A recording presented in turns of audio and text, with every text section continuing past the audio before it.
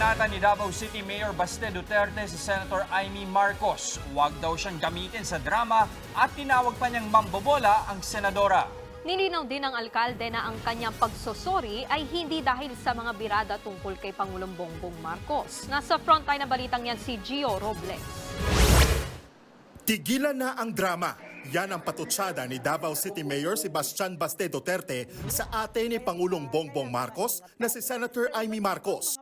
Sa Facebook post ni Mayor Baste kagabi, nilinaw niyang hindi siya humingi ng tawad kay Pangulong Marcos. Kay Senator Amy raw siya nagsorry dahil naawa siya sa senadora at hindi sa mga banat niya kay PBBM.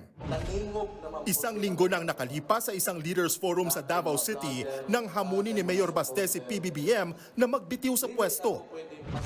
Mr. President, kung wala kay gugma o wala kay aspirations sa imuhang nasod, resign.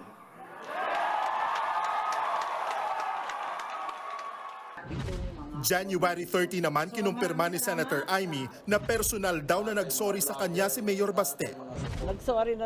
Naintindihan ko naman kasi syempre sobrang emotional siya dahil isipin mo naman ikukulong yung tatay mo at yung ate mo. Talaga namang magre-revolusyon yung damdamin. Pero sa bagong pahayag ng Davao City Mayor, tinawag niyang mambobola si Senator Marcos. Tigilan na raw ng senadora ang paggamit sa kanya. Pinalagpas niya raw noon si Amy pero hindi pa rin daw ito tumitigil sa paggawa ng ingay. Sinusubukan pa namin kunan ng pahayag si Senator Amy tungkol dito. Pero para sa dating senador na si Antonio Trillanes, nasa lahi na raw talaga ng pamilya Duterte ang kabastusan. Kaya sana raw matuto na si Senator Amy. Para naman sa isang political analyst, normal lang ang ginagawa ni Senator Amy na pakikipag-ugnayan sa magkabilang panig ng mga Duterte at Marcos. He's just trying to solve the problem by opening the communication line between the Marcoses and the Dutertes. So kumbaga siya yung gusto niya magtuloy-tuloy yung pag-uusap at siya yung magiging tulay.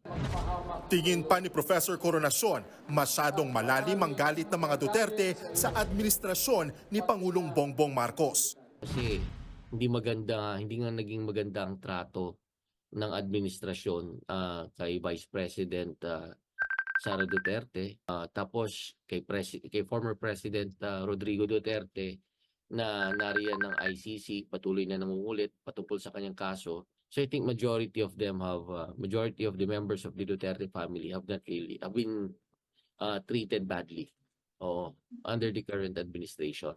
Sa isa namang bagong vlog ni PBBM ay buwelta siya sa nangyayari ngayong away politika, partikular ng pamilya Duterte laban sa administrasyong Marcos na nag-ugat sa issue ng People's Initiative para sa charter change. Sa isang bagong Pilipinas, walang puwang ang mga paninira at paghahatakang pababa. Unahin natin ang ating bayan. Magbago na tayo dahil walang bagong Pilipinas kung walang bagong Pilipino.